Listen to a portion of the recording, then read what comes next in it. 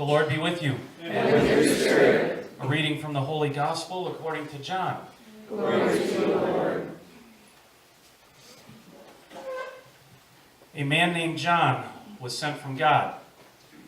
He came for testimony, to testify to the light, so that all might believe through him. He was not the light, but he came to testify to the light. And this is the testimony of John. When the Jews from Jerusalem sent priests and Levites to him to ask him, "Who are you?" he admitted and did not deny it, but admitted, "I am not the Christ." So they asked him, "What are you then? Are you Elijah?" And he said, "I am not." "Are you the prophet?" He answered, "No." So they said to him, "Who are you? So we can give an answer to those who sent us. What do you have to say for yourself?" He said, "I am the voice of the one crying out in the desert. Make straight the way of the Lord. As Isaiah the prophet said." Some Pharisees were also sent. They asked him, "Why then do you baptize if you are not the Christ or Elijah or the prophet?" John answered them, "I baptize with water, but there is one among you whom you do not recognize, the one who is coming after me, whose sandal strap I am not worthy to untie." This happened in Bethany, across the Jordan, where John was baptizing. The Gospel of the Lord. Praise to you, Lord Jesus Christ.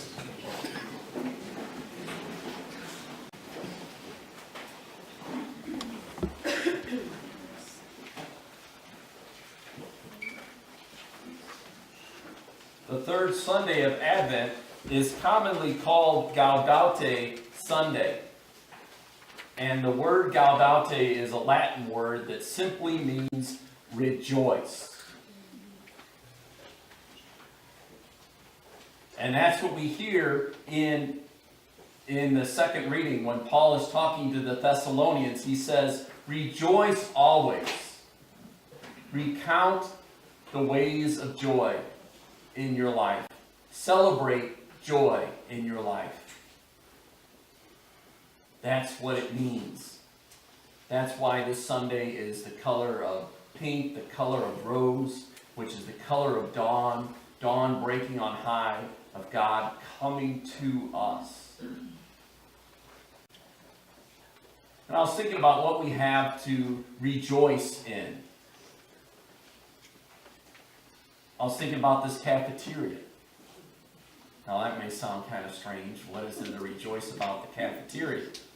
But I've seen in these past couple of weeks, these past 2 months here, I've seen people talking more to each other before Mass and sharing what's going on. I've seen more of that community spirit. I've seen people who, I don't know if it's just the casualness of it, but I see people who don't normally talk to each other, talking to each other. I see people who don't normally sit in the places that they're sitting now, talking to new people around them. I had to say that when I looked out at 7 o'clock and I said they sit in different places, they're all sitting in the same place.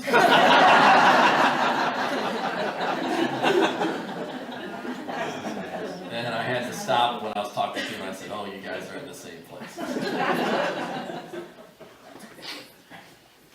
But because of that, we've had to fit into a tighter space. So it's harder to ignore one another. And we haven't had to kneel.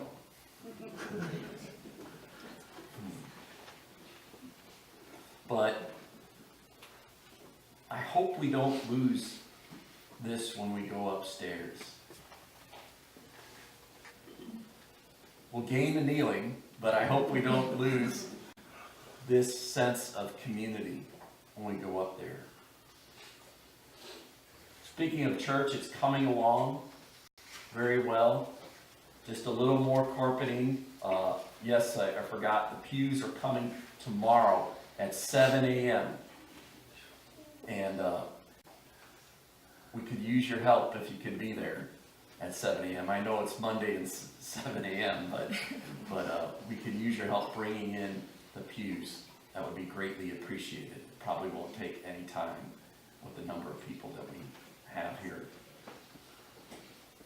And we also are just a little bit more carpeting, a little more stonework on the altar, and we will be ready for this coming weekend, for Saturday. So, I'm looking forward to that. Rejoice in that, happening, and the things coming together. I've been rejoicing in reconciliation. This is the season of Advent, the season of joy, and I've been telling people for their penance to do something to celebrate God's love and forgiveness in their life, to do something fun that is healthy.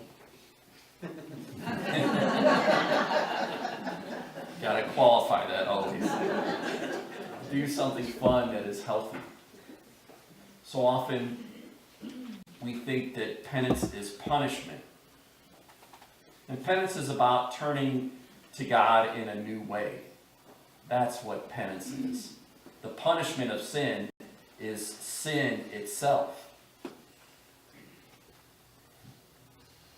And sin, we might be thinking, well, those people are getting away with this or that. But sin isolates us from real love.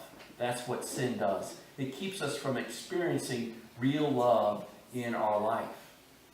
The antidote to sin is real love. Sometimes that's making amends to others, and sometimes that's making amends to ourselves. To celebrate who we are. Stop putting ourselves down. As God raises us up. How about what are the things in our own life that we have to rejoice in our life? To reflect on that. The many exoduses in our life that God has freed us from the land of misery and brought us to places of joy. Now, maybe some of us are still, our life is barren right now, maybe. But try to remember those times when you did experience joy in your life in the past. Try to remember some of those times. Maybe those times, those mountaintop experiences. Maybe even this year. Or maybe the times when you had a friend that was there for you in a moment of need. Remember that joy. Don't forget. Remember the joy of our friends that we have right now in our life. Rejoice in that. Because God has promised us not only the joy that we experience now, but He's promising us a greater joy, even in death. That hopefully in our life that we're experiencing some kind of joy every day, something to look forward to besides our work. You know what they say, all work and no play makes Jack crazy. That's what it does. That's what it really does in our life. And to have some time in our life each day if we can. And I know there's times where we're going through difficult times. I had a friend that told me recently, he said, enjoy the bad times. They won't last forever. So today, on this Pink Sunday, we reflect on the joy that has happened in our life already.